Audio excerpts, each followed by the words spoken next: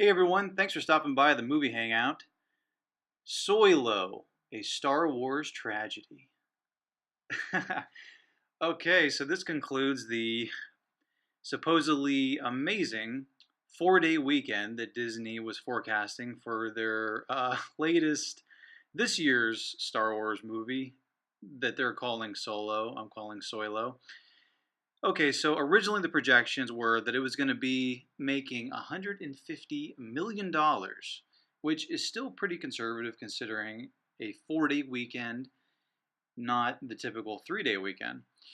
Then they lowered their projections to 110. And then they lowered their projections again to 105. And okay, the official domestic total, according to Box Office Mojo, which I usually use, they're pretty accurate, they really know their stuff. Domestic total as of May 28th, 2018, $103 million.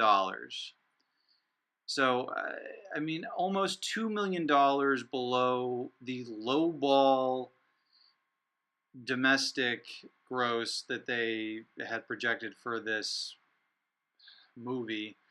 And let me just put in perspective how bad this is.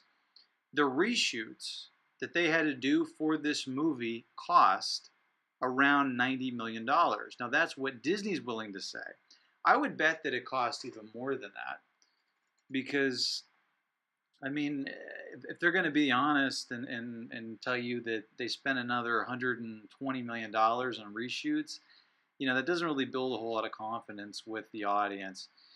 So they didn't even really recoup the money that they put into the reshoot. Now, add the money that they put into the initial filming of the movie, which they had completed 90% of that and paid everybody, cast and crew and what have you.